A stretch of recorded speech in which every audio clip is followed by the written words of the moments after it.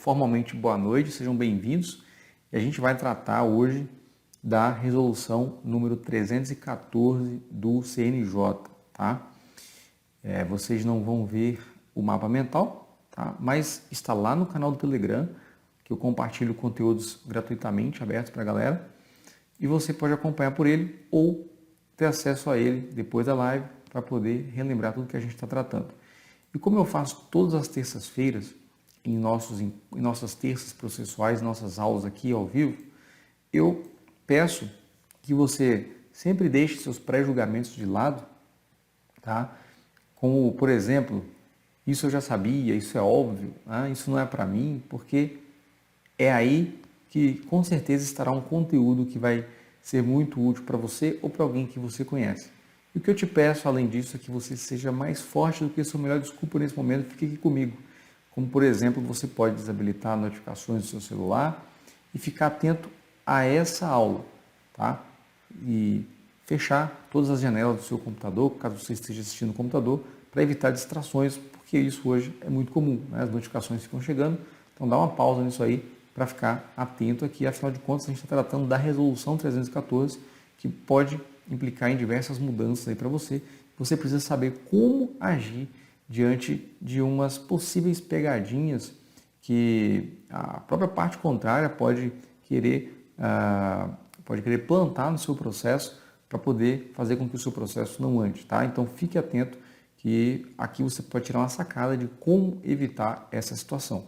E olha, me mantém informado aqui sobre a qualidade da conexão, tá? Porque como eu disse para você, a minha conexão está bem limitada e eu não estou fazendo no YouTube ao vivo por causa dessa limitação que não conseguiria. E eu espero que corra bem aqui no Instagram, tá bem? Então, olha só. Esse é um projeto que eu tenho, né, de processo na prática. Todas as terças-feiras a gente tem aula aqui ao vivo, onde eu compartilho muito conteúdo gratuito com a melhor qualidade que eu posso fazer. E o nosso objetivo aqui hoje é tratar da resolução número 314 de 2020 do CNJ. Mas para a gente poder tratar dessa resolução, a gente precisa fazer um breve resumo sobre o que aconteceu antes dessa resolução 314. E o que aconteceu antes dela foi justamente a resolução número 313 do CNJ, resolução número 313, também de 2020, que adveio em razão do fato notório aí do coronavírus, tá? Não é segredo para ninguém que o coronavírus é um vírus que tem uma altíssima taxa de contaminação, né? Muito fácil. E aí começamos com aquela marca do fica em casa. E de repente, uma novidade para todo mundo, algo que pegou o mundo inteiro literalmente de surpresa.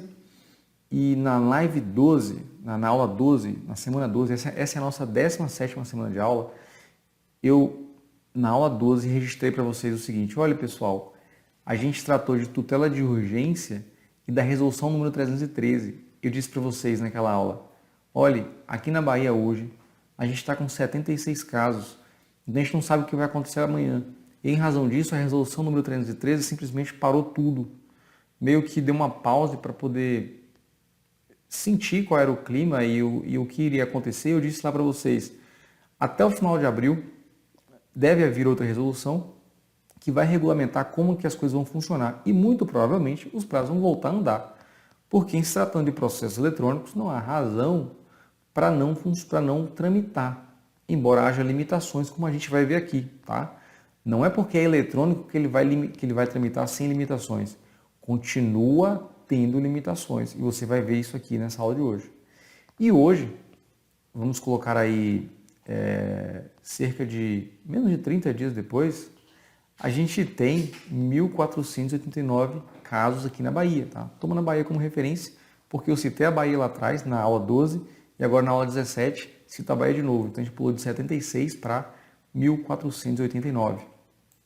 E aí naquela resolução 313, a gente teve, dentre as razões para a edição dela, a pandemia em si, tá? Já que ninguém tinha certeza de nada, a situação era nova para todo mundo, a transmissão comunitária, muito fácil de acontecer, e o fato de que vários tribunais estavam resolvendo cada um do seu jeito.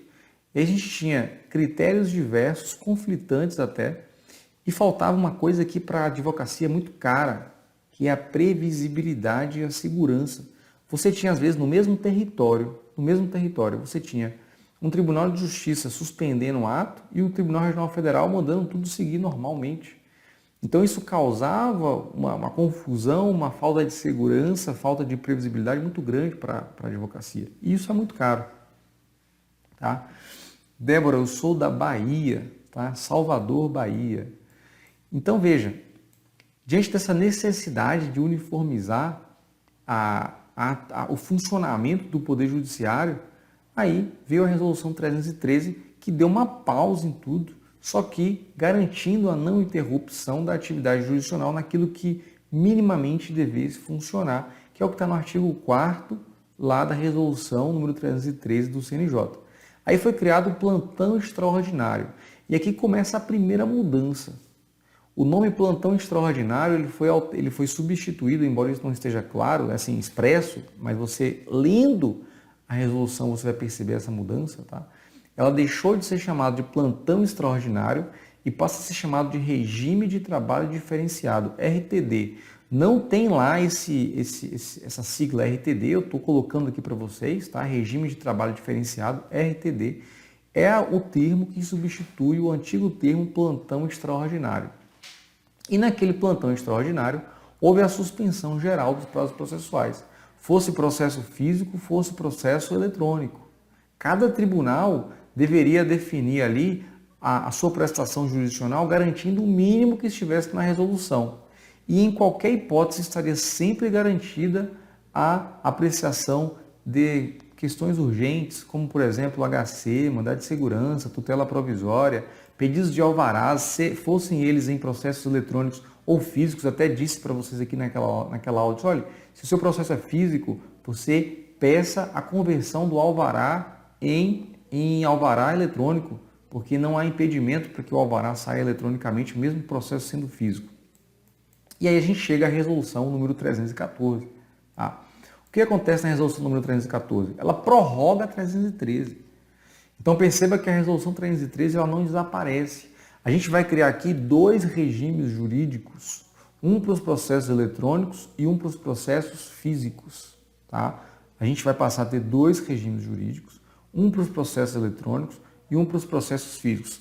E a gente pode estabelecer aqui duas premissas. Regras gerais. Regra geral, processo físico continua parado, continua suspenso. Regra geral, processo eletrônico vai tramitar. Todos os prazos vão correr. Mas isso é regra geral. E se tem uma coisa que é a beleza do direito, são as suas exceções.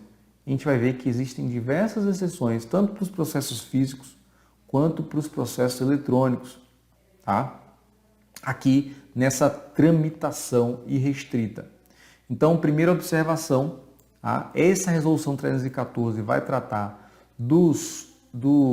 da tramitação, do retorno à tramitação, mas ela prorroga a própria resolução número 313, a gente vai ver em que parte, e ela modifica então as regras de suspensão dos prazos. Esse é o objeto dela. Tá? E qual é a razão pela qual essa resolução 314 foi editada?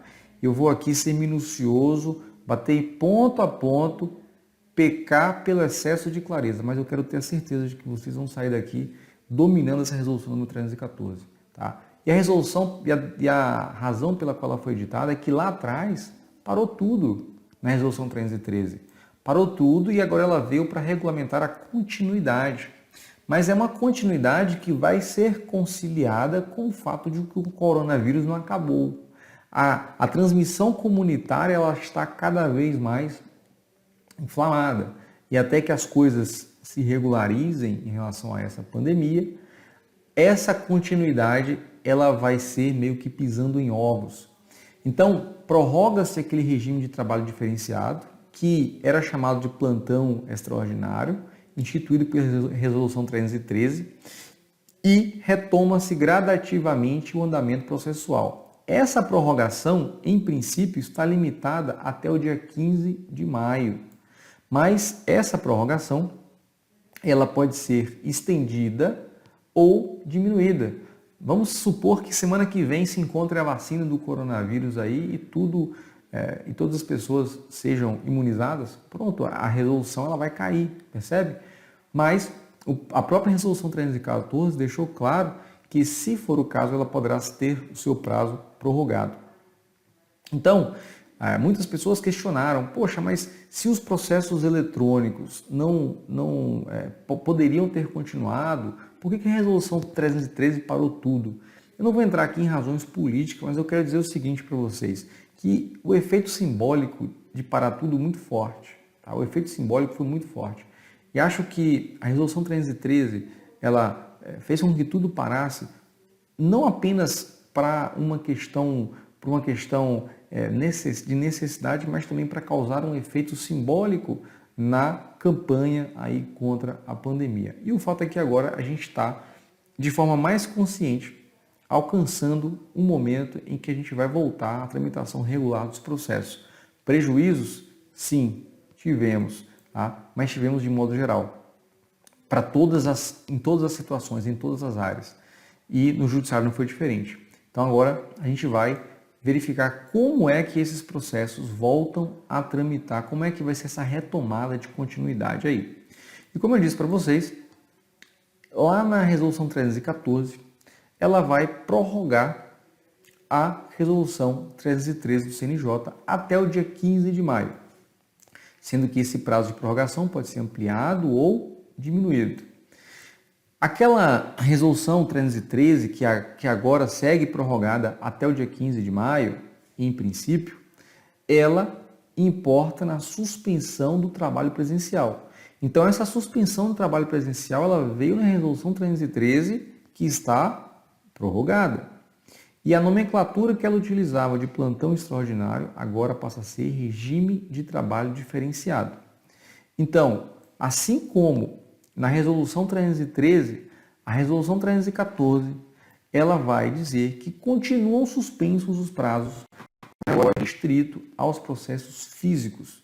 Isso está expresso no artigo 2º da resolução número 314. Então anota aí, tá?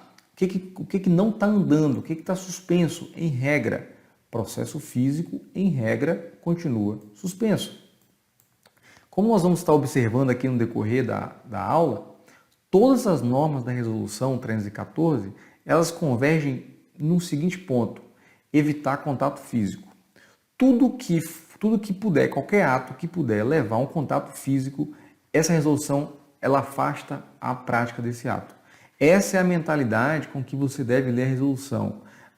Esse ato que eu vou praticar, ele tem risco de gerar um contato físico? Sim, ele não vai ser praticado. Não, ele vai ser praticado, tá? E aí, ainda que se trate de processo físico, embora continuem suspensos os prazos nos processos físicos, as matérias mínimas previstas lá no artigo 4º, tá? Artigo 4º da resolução número 313, todas aquelas matérias continuam sendo apreciadas, como por exemplo uma tutela provisória, como por exemplo um pedido de expedição de alvará. Isso no processo físico também. Por quê? Porque está no artigo 4º da resolução número 313. E o artigo 4º, então veja, o artigo 4º da resolução 314, ele vai fazer referência ao artigo 4º da resolução 313 para dizer que aquele artigo 4º continua com vigor normal. Então, no caso de alvará, sim, mas professor, esse meu processo é físico, como é que eu faço? Você vai pedir a conversão dele em alvará eletrônico para você pegar, fazer o download e aí utilizar para fazer o saque, tá? Por outro lado, embora, como eu disse, a regra dos processos físicos é que eles não tramitem, essa suspensão não vai atingir sessões virtuais de julgamento dos processos físicos. E essas sessões virtuais de julgamento de processos físicos, aí elas não ficam restritas ao artigo 4º da resolução 313. Então veja que as duas resoluções vão caminhar juntas. As duas resoluções vão caminhar juntas aí. Só que basicamente a 313 vai estar regulamentando processos físicos e a 314 ela regulamenta os eletrônicos, complementando ali os físicos, como por exemplo para dizer que as sessões virtuais de julgamento elas vão abranger os processos físicos sem limitação de matéria, tá? Sem limitação de matéria. E no artigo 6º da Resolução 314, em seu parágrafo 4º, a gente vai encontrar uma disposição que estimula até, tá? É até um estímulo para os tribunais fazerem a digitalização dos processos físicos. Ele vai dizer o seguinte: os tribunais poderão, mediante digitalização integral ou outro meio técnico disponível, virtualizar seus processos físicos, que então passarão a tramitar de forma eletrônica. Então perceba que é um interesse do próprio advogado também que o seu processo físico seja digitalizado para que ele possa ter a tramitação eletrônica. E olha, eu quero fazer uma provocação para você nesse momento. Tenho certeza que existem diversos advogados que estão com processos físicos em carga. E se você está com o processo físico em carga, você não consegue devolver o processo, porque está fechado. Mas você conseguiria, por exemplo, digitalizar o processo. Você poderia digitalizar o processo e requerer que ele passasse a tramitar de forma eletrônica. Entenda que a resolução ela não vai dizer que você pode fazer isso e pedir para tramitar, mas ela prevê que os tribunais poderão digitalizar para tramitar eletronicamente. E se está dito que os tribunais poderão fazer isso, de que modo isso pode ser feito? Ora, todos os sujeitos, todos que participam do sistema de justiça, eles devem cooperar para que o sistema de justiça funcione. E por que não permitir que o advogado, então, caso ele tenha algum processo físico em carga, possa digitalizar esse processo para que ele, então, possa tramitar eletronicamente? É uma interrogação, uma indagação que eu coloco para que você reflita sobre isso, especialmente se você tem algum processo físico em carga com você, tá? Olha, além disso, é importante ressaltar que mesmo sendo físico o processo, tá? Mesmo sendo físico o processo, mesmo que a regra seja a sua suspensão, continua garantido ali a prestação pelo judiciário em relação aos processos físicos do mínimo que está garantido na Resolução 313, e especialmente aquelas matérias do artigo 4º que tratam das questões de urgência, tá? Ressalto isso, que a regra é a suspensão, mas aquelas matérias mínimas continuam sendo apreciadas.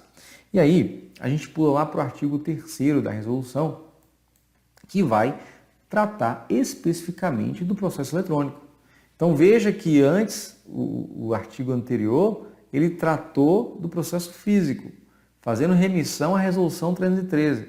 Agora, no artigo 3º, que a gente entra mesmo no processo eletrônico. E vai dizer o seguinte, ó, enquanto a regra para o processo físico é a suspensão, agora no processo eletrônico a regra é a retomada dos prazos. E aqui é onde vocês têm que ficar, todos nós temos que ficar muito atentos sobre essa retomada de prazo. Por quê? Porque a retomada de prazo passa a ocorrer a partir do dia 4 de maio. Mas inclui-se o dia 4 de maio.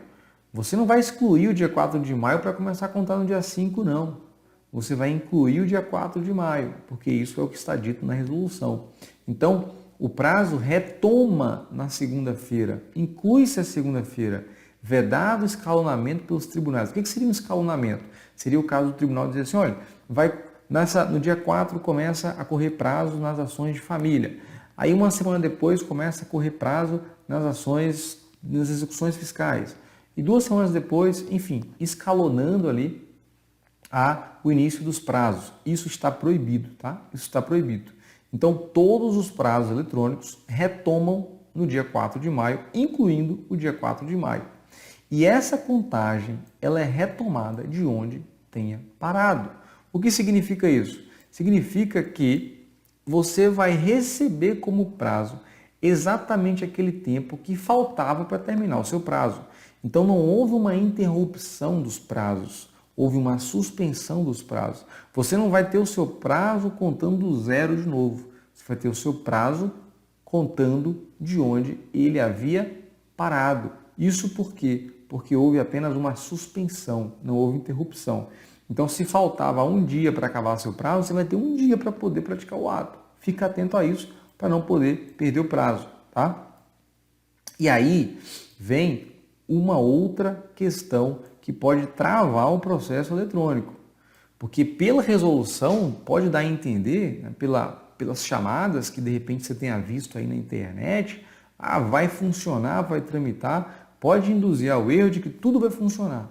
Mas o fato é que, como eu disse lá atrás, há diversas exceções.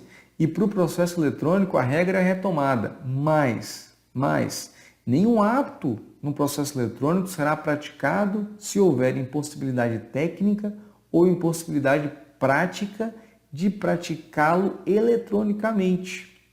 Vamos dar exemplo aqui?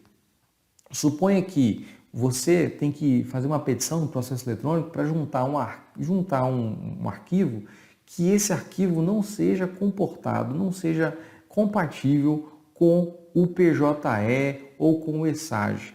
Tá? Se não é compatível com esses sistemas, você teria que colocar numa mídia, num pendrive e levar lá no cartório para entregar fisicamente no cartório e a petição iria eletronicamente.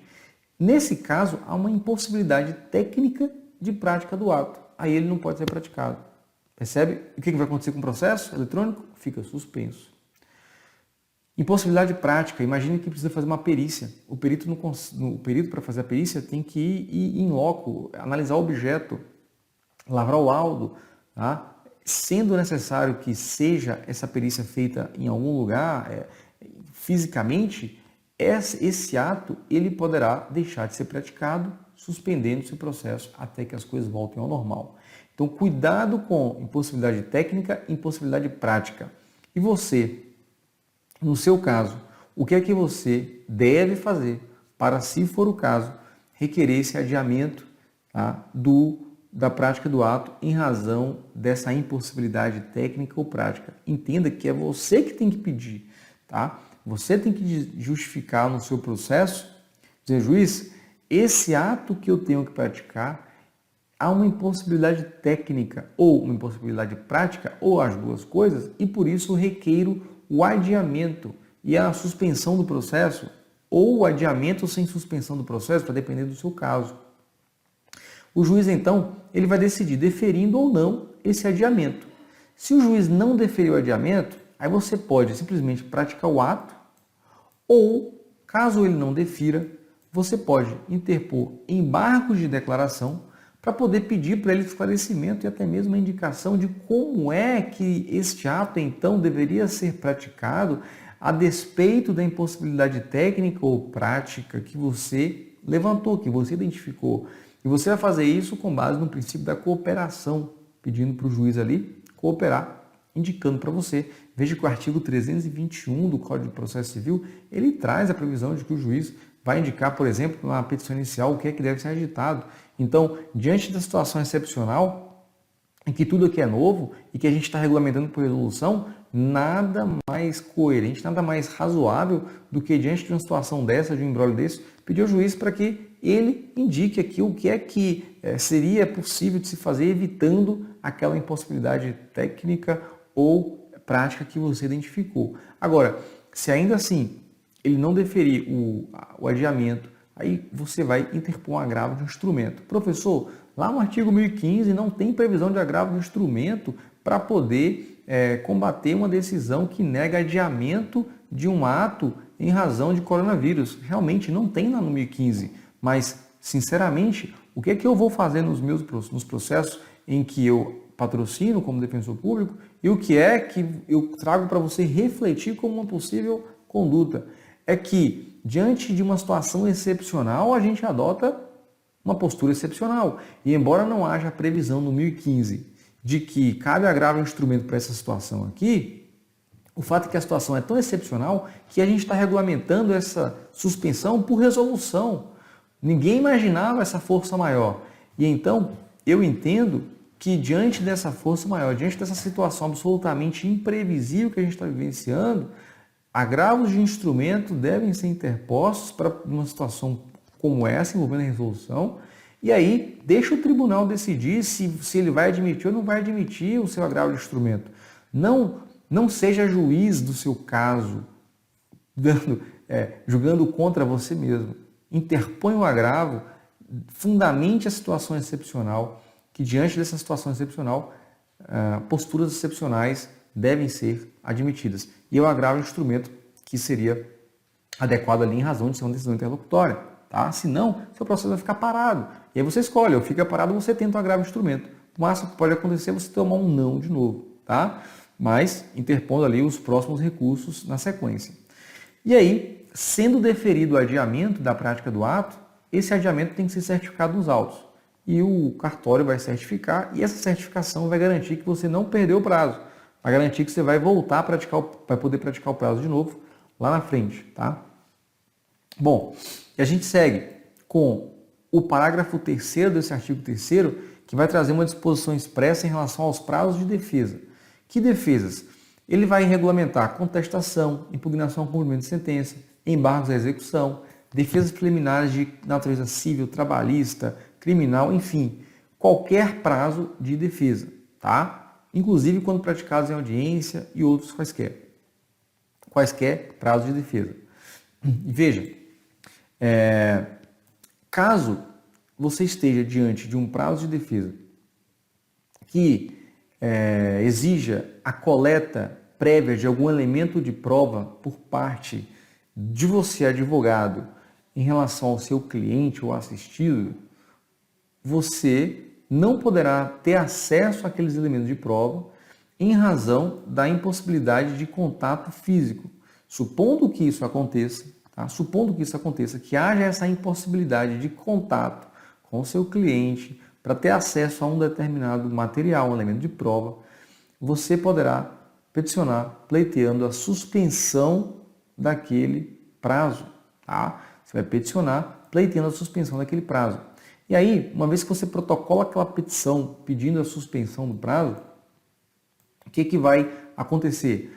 A fluência do prazo, ele se suspende, ela será suspensa a partir da data do protocolo da sua petição, com essa informação de que você não conseguiu, que você depende de um elemento ao qual você não tem acesso naquele momento, em razão das medidas de isolamento, etc. Tá? E depois que as coisas forem retomadas, aí o prazo seria restituído de acordo com o que falta para você seguir, para que terminar o seu prazo. Então você está no prazo de contestação, por exemplo.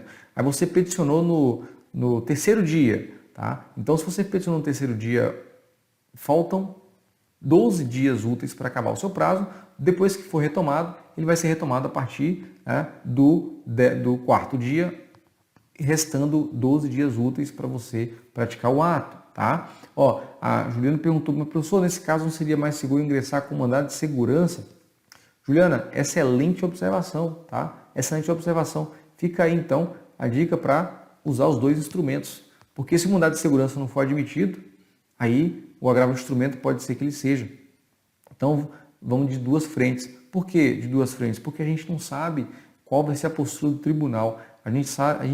Embora a gente tenha essa resolução para poder uniformizar a atuação dos tribunais, o fato é que ainda assim a gente vai encontrar divergências, tá? Então, fica aí, agravo de instrumento mais mandado de segurança, como bem complementou aqui a Juliana, tá bom? Então, e o que eu te sugiro de atenção aqui em relação a essa questão? Porque perceba, a rigor, para suspender o prazo aqui da contestação e, consequentemente, suspender o processo, basta que o réu peticione dizendo assim, juiz, eu não posso praticar o ato. Pronto, a partir daquela data ali está suspenso. Você, como interessado no processo, você tem que ficar diligente em relação a possível litigância de má-fé por parte do réu. Não estou aqui dizendo que todo réu vai se valer desse dispositivo para simplesmente travar o andamento do processo, mas vai que isso acontece. Então você, como autor, como interessado ali no andamento do processo, porque nunca, certamente, você teve mais interesse em tramitação desse processo do que hoje, já que embora a regra seja a retomada dos prazos de tramitação, um ato aqui do réu pode travar essa tramitação caso ele diga que precisa ter acesso a um determinado elemento que ele não consegue, peticionando para suspender, tá, ali a fluência do prazo e, consequentemente, se suspende a fluência do prazo de contestação, o processo não vai tramitar, a não ser para apreciar medidas urgentes. E você quer que o caso tramite, que o processo tramite. Então você precisa ficar atento para, se for o caso, impugnar aquele pedido do réu para que o juiz decida sobre a real necessidade ou não, a real impossibilidade ou não de acesso pelo réu ao seu cliente, do advogado do réu, ao seu cliente ou aos elementos de prova que ele precisa para poder fazer a sua defesa, ali a sua contestação. É necessário então que se exija a transparência por parte do réu, tá? No caso ali, através do seu advogado, para que apresente no processo com transparência, com cooperação, a razão pela qual realmente não consegue praticar aquele ato, porque senão isso vai travar o andamento do processo. E a tramitação processual, ela deve decorrer de uma cooperação nesse caso aqui, tá? Porque senão ele vai ficar travado, vai continuar suspensa ali a sua tramitação. Bom, aí a gente caminha lá para o artigo 5º da resolução. Veja que o artigo 4º ele fez referência ao processo físico, tá? A gente falou dele lá atrás. Trata das sessões virtuais de julgamento dos processos físicos que seguem normalmente. E no artigo 5º, a gente vai identificar justamente as sessões virtuais de julgamento e a gente pode esquematizar isso aqui da seguinte forma. O processo físico segue sendo julgado normalmente? Sim. O processo físico segue sendo julgado normalmente em sessões virtuais, sendo que não fica restrito àquelas matérias excepcionais do artigo 4º da Resolução 313 ainda. O processo eletrônico, com muito mais razões, segue sendo julgado normalmente em sessões virtuais. Não há limitação de matéria nas sessões virtuais de julgamento pelos tribunais. O que significa não haver limitação de matérias? Não há limitação em relação ao artigo 4º da Resolução 313, tá? E muito, mas muito importante isso aqui, fica assegurada a sustentação oral pelos advogados. Chama atenção para esse fato de que fica assegurada a sustentação oral aos advogados das partes, desde que o advogado requeira a sustentação com pelo menos 24 horas de antecedência, tá? E aqui a gente supera um paradigma, embora a gente esteja aí com o CPC de 2015, embora a gente esteja muito avançado na comunicação virtual, foi necessário o coronavírus para poder permitir que advogados, inclusive aqueles advogados com escritório, na cidade onde a sessão está acontecendo, pudessem fazer sustentação oral virtual. Porque até então, o Código de Processo Civil de 2015, em seu artigo 937, parágrafo 4º, só permitia sustentação oral por meio eletrônico, por videoconferência, ao advogado que tivesse domicílio profissional em cidade diversa daquela onde está sediado o tribunal, realizando ali a sessão de julgamento. Mas a resolução, ela passa a assegurar aos advogados, inclusive domiciliados no local da sede do tribunal, que façam sustentação por videoconferência ou algum outro recurso tecnológico de transmissão. E por que a Resolução 314 ela avança, ela traz isso aqui como uma novidade? Porque na Resolução 313, o que estava acontecendo? Se o advogado requeresse sustentação oral, o processo era retirado de pauta. O processo era retirado de pauta e ele só seria reincluído em pauta depois que as coisas fossem normalizadas, depois que o expediente voltasse ao normal. Então, o advogado era penalizado por requerer a sustentação oral, por exigir ali o exercício de um meio de defesa que fosse mais interessante para o seu cliente, percebe? Aí vem a Resolução 314, então, e passa a admitir que o pedido de sustentação oral não vai mais suspender o andamento do seu processo, o julgamento do seu processo. Ele vai ser julgado, tá? Vai ser julgado normalmente. Veja, por exemplo, que havia, inclusive, recomendações de que você avaliasse, portanto, se o seu caso realmente precisaria de sustentação oral. Você tinha que pensar duas vezes antes de exercer um direito seu para defender o seu cliente da melhor forma possível, que seria através da sustentação oral. Então você tinha que pensar, poxa, será que eu peço ou não peço sustentação oral aqui? Se eu pedir sustentação oral, eu vou atrasar o julgamento, eu vou atrasar o processo do meu cliente, tá? Será penalizado por exercer um direito. Então agora, essa penalidade, entre aspas, ela desaparece. você pode pedir a sustentação oral desde que seja com 24 horas de antecedência e vai ser exercida aí de forma eletrônica.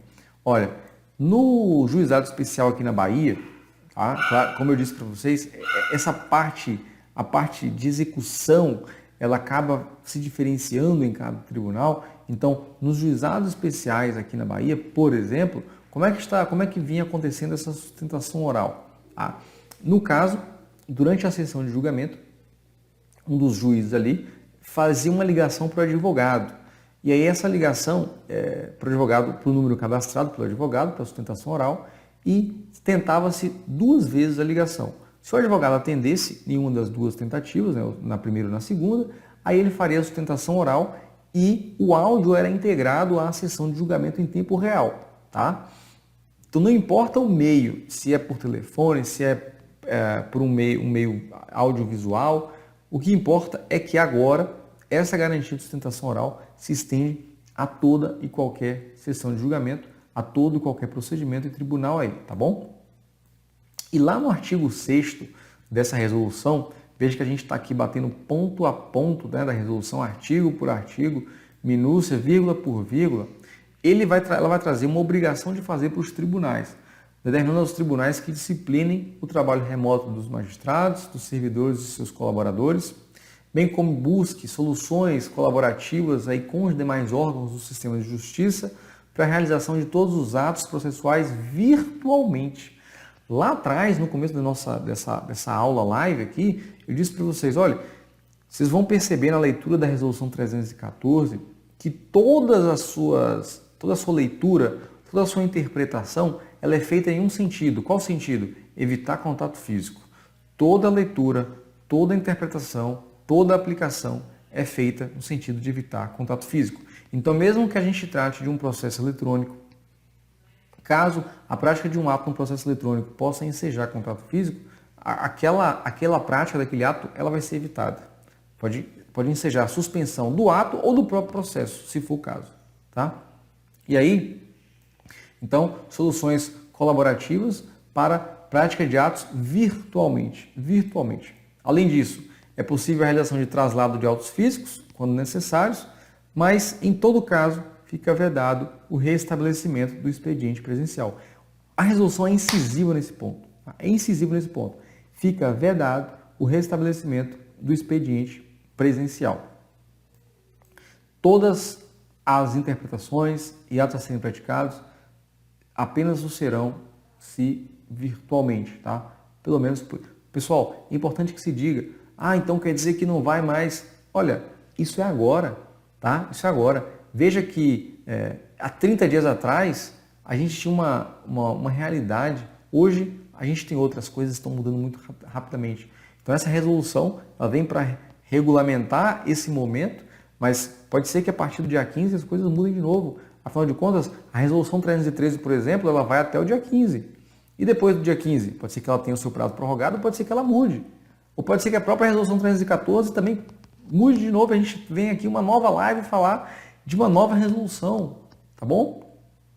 O importante é que você perceba que isso é para agora. Então, para agora, está vedado que qualquer tribunal restabeleça expediente presencial, tá? E eventuais impossibilidades técnicas, então, olha lá, de novo, as impossibilidades técnicas ou de ordem prática, eventual impossibilidade técnica ou de ordem prática para a realização de determinado ato processual admitirá a suspensão mediante decisão fundamentada.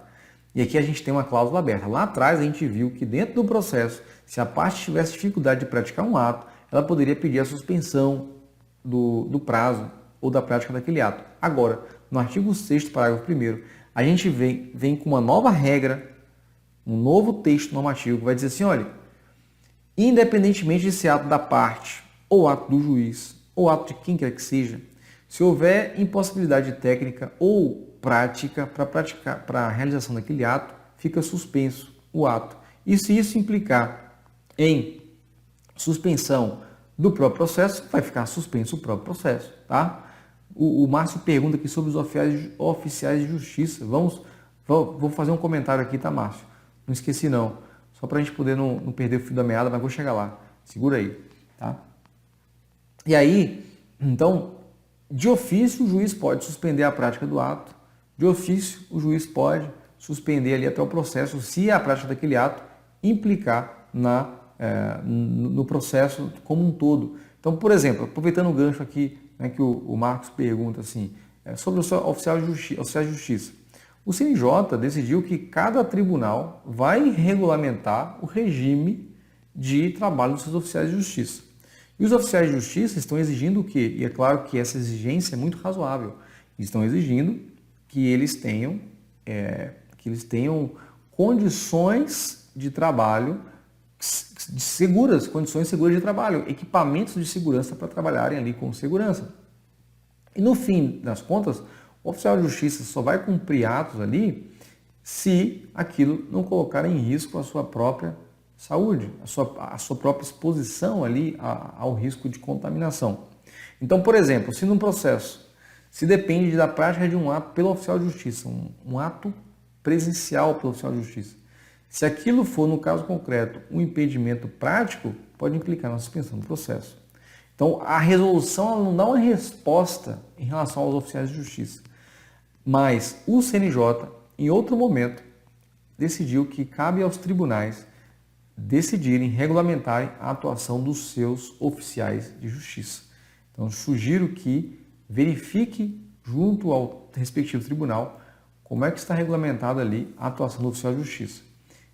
Cheguei a ver despacho em que o juiz dizia assim, olha, deu a decisão a ser cumprida e aí no final colocou a seguinte observação.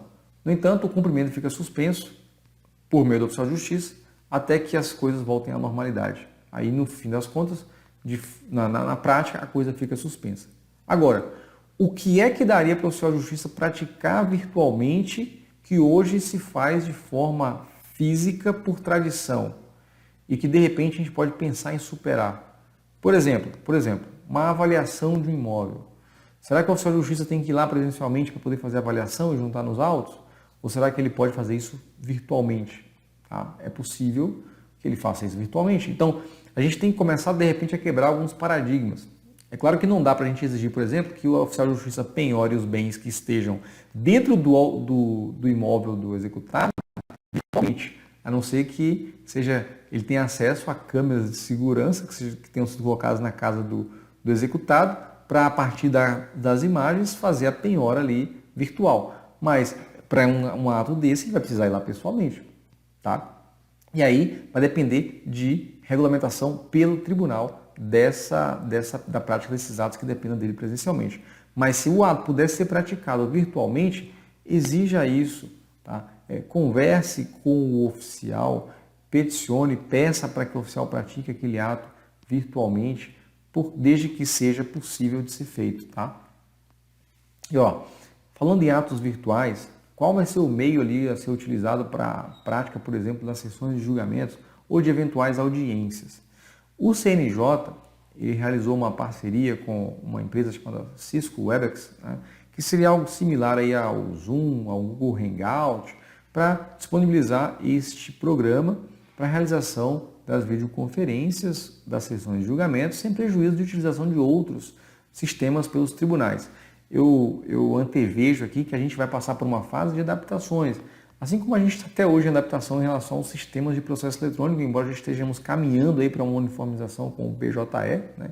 Estamos mais perto do que longe, mas o fato é que a gente enfrentou diversos problemas nessa uniformização e acho que como a gente está vivenciando agora uma coisa nova em relação a sistemas de videoconferências, a gente também vai enfrentar uma fase de adaptação na uniformização dos sistemas a serem utilizados. Por outro lado, embora seja muito mais tranquilo a realização de sessões de julgamento nos tribunais, o mesmo não posso dizer em relação às audiências de primeiro grau por videoconferência. A própria resolução 314 ela vai dizer o seguinte, essas audiências nos juízos de primeiro grau só serão realizadas. Então a regra é não realizar, tá? Só serão realizadas quando for possível a participação das partes e das testemunhas que devam participar. Como? Por videoconferência, tá? Por videoconferência. Então, vai ser levado em consideração ali eventual dificuldade, por exemplo, de intimação pessoal da parte. Da parte de ter acesso a um meio eletrônico para fazer para participar por videoconferência. Enfim, se o caso concreto indicar eventual dificuldade da parte de ter acesso à tecnologia, de receber uma intimação para poder participar da prática do ato, aí a regra vai ser a não realização dessa audiência virtualmente, tá? Além disso, e isso aqui é muito importante para o advogado, porque o juiz poderia dizer assim, olha, advogado, cabe a você providenciar aí que o seu cliente ou suas testemunhas se dirijam ao seu escritório para poder participar dessa audiência. Aí veja, o juiz estaria então transportando para você a responsabilidade de manter em segurança a saúde daquelas pessoas. Porque quer queira, quer não, o momento atual, se você falar assim, olha, venha no meu escritório, você está se responsabilizando pela saúde daquela pessoa. Por exemplo, na Defensoria Pública, a gente, no funcionamento normal, a gente tem aglomeração de muitas pessoas com deficiência, pessoas com... A demanda de saúde é muito alta, pessoas idosas, aos montes. Então, se a Defensoria fala assim amanhã, olha, a gente vai voltar ao normal e agora todo mundo vem para cá para ser atendido normalmente. A Defensoria está se responsabilizando pela saúde daquelas pessoas. Então, se você é advogado, vai lá e fala assim, olha, testemunha, venha testemunhas, vamos trazer aqui, 10 testemunhas e os 2 réus, os 2 autores dentro do consórcio dentro do meu escritório. Você é responsável pela saúde daquelas pessoas, percebe? Então, o juiz não pode te obrigar a levar aquelas pessoas para dentro do seu escritório para que você viabilize a participação delas nesse ato, tá bom? Então o juiz não pode responsabilizar. Agora, você pode fazer isso, viabilizar, se você quiser, por sua conta e risco, aí já é diferente. Então, se você entende que você tem forma segura de fazer, e por sua conta e risco você pede e vai lá e assume o risco para fazer, aí eu não vejo impedimento na resolução. Percebe? A resolução impede que o juiz te obrigue, mas a resolução não impede que você, espontânea própria, de alguma forma, dê um jeito para que aquilo ser feito, tá? Não há esse impedimento. É como, guardadas as devidas proporções aí, seria como pensar na impenhorabilidade do bem de família. Você tem a proteção do bem de família, da impenhorabilidade, mas se você quiser alienar o bem, você pode. Tá? Então, você não está obrigado a ser protegido pela impossibilidade de disposição do bem, caso você deseje dispor dele. Seria mais ou menos essa, né, guardadas as devidas proporções, essa ideia aqui. Tá? E ainda, chegando aqui nos finalmente da resolução, ela vai fazer referência ao regime de trabalho dos magistrados e servidores em relação ao horário, para dizer que durante esse regime diferenciado de trabalho, como eu disse para vocês, mudou o nome de plantão extraordinário, tá? E passa a ser chamado de RDT, Regime Diferenciado de Trabalho. Os servidores magistrados em atividade vão observar o horário forense regular, sendo proibido que qualquer tribunal disponha de modo contrário, notadamente estabelecer algum regime de trabalho assemelhado ali ao recesso forense. E antes de eu partir aqui para abrir para perguntas, caso alguém queira fazer mais alguma pergunta e eu ler aqui os últimos comentários que foram colocados, eu quero colocar uma reflexão, né, para a gente em relação ao depois. Né? O que vai acontecer depois com o Poder Judiciário? Eu não sei se vocês estão percebendo isso, mas a gente está numa fase de reaprendizagem de convivência. Aqui na Bahia, por exemplo, a gente se cumprimentava, né? Agora é passado, com abraços e 2 beijinhos, um só não bastava. E de repente a gente está vivendo um momento de convivência virtual. Reuniões de trabalho, reuniões familiares passaram a ser virtuais. Recentemente eu aniversariei e me reuni com meus pais de forma virtual. E o Poder Judiciário? Olha, os impactos dessa fase que a gente está vivendo no Poder Judiciário vão implicar, por exemplo, como já está implicando, numa aceleração da digitalização dos processos físicos. Tá? Acho que isso é uma consequência. O uso da tecnologia passa a ser a regra. Veja que a gente ainda tinha muita resistência para poder usar tecnologias como regra nos processos e agora isso passa a ser uma necessidade. Eu tomo como exemplo a sustentação oral pelo advogado, em que era proibido praticamente o advogado que tivesse domicílio profissional na mesma cidade do tribunal pedir sustentação oral. E agora a resolução passa a admitir que isso seja feito. Muito provavelmente a gente vai ter mais utilização de programas que facilitem a prévia tentativa de acordo. Eu vou dar aqui para vocês sempre que eu pergunto, eu me surpreendo porque nem todo mundo conhece esse meio de solução de problemas, mas é o consumidor.gov. Talvez você já conheça, mas certamente tem alguém aqui que não conhece o consumidor.gov e é uma forma fantástica de se resolver conflitos extrajudicialmente, tá? Através de uma plataforma gratuita e rápida de solução de conflitos. E acredito eu que esse tipo de serviço ele vai acabar aí sendo utilizado com mais frequência. Além disso, as sessões de julgamento muito provavelmente agora são virtuais e essa virtualização ela vai se tornar aí a regra daqui para frente, de modo que o advogado, em regra, vai fazer agora e vai continuar fazendo sustentações orais do seu próprio escritório ou do seu escritório em sua casa, né? Já que essa é uma realidade de muitos aí, e apenas processos realmente complexos é que vão ter aí ser presencial, ter atos presenciais. Isso depois que essa situação passar, tá? Eu estou aqui fazendo, veja que eu estou assumindo o risco aqui, fazendo uma projeção para o futuro, mas isso aqui permite que a gente faça isso, inclusive os comentários que eu estou tecendo a essa resolução, veja que a resolução saiu hoje, então eu estou assumindo o risco de fazer comentários aqui que de repente podem ser desditos, mas se eu não assumir esse risco, a gente não teria esse debate. Então estou assumindo o risco de trazer para vocês aqui esses insights de vírgula por vírgula dessa resolução. E assim, da mesma forma, em relação ao que está por vir aí no futuro. Tá? Então, o juiz, muito provavelmente, né, como já tem acontecido, vai disponibilizar um meio virtual para despachar os processos, para que você possa ter acesso a ele de forma virtual, sem necessidade de estar lá no gabinete. Tá? E em relação aos oficiais de justiça, eu coloco aí como uma observação que, em relação ao futuro, a regra vai ser citação virtual, como por exemplo, pelo WhatsApp, né? Acho que o Marcos até colocou aqui, a intimação e citação por telefone, pelo WhatsApp.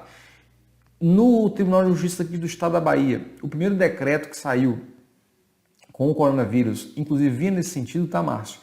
Eu não sei de que lugar que você fala, mas aqui na Bahia, inclusive, no primeiro decreto do tribunal, a determinação foi que os oficiais fizessem isso por WhatsApp, inclusive, tá? Então isso é uma realidade. A minha cadela aqui está batendo na mesa e deve estar tudo tremendo. Então veja, a penhora online, pelo oficial de justiça, avaliações virtuais, tá? E de certo modo vai crescer aí a própria informalidade na prática de atos virtuais. Porque quer queira, quer não, veja, a gente está aqui numa aula, né, live. Eu tô aqui de camisa, gola polo, não tô de terno e gravata, e vocês estão aí muito provavelmente em suas casas, alguns talvez no seu escritório, se bem que hoje é feriado, né? Mas a gente está aqui trabalhando um assunto que é sério, mas de forma muito mais leve, tá? E acho que nesse meio virtual de julgamentos, a gente vai caminhar para uma menor formalidade, não que isso implique menos seriedade na prática dos atos, mas quando digo menor formalidade, por exemplo, aquelas introduções longas, aqueles cumprimentos desnecessários que muito mais se aproximam de uma, desculpe-me o termo aqui, puxação de saco, né? Aquilo tende a acabar nessa comunicação virtual para que a gente se torne mais pragmático, mais objetivo, indo direto ao ponto para resolver ali, para dizer o que tem que ser dito e resolver o problema, tá? E olha, eu vou terminar dizendo que o Instagram vai derrubar a gente, faltam 23 segundos. É o seguinte, que de verdade, amanhã, os profissionais do amanhã vão rir de nós hoje e ontem, discutindo se determinado ato poderia ou não ser praticado virtualmente. como a gente tem diversas discussões em torno disso, tá? Então, pessoal, um forte abraço, dá um print aí e me marca. Foi muito bom estar aqui com vocês. Até mais.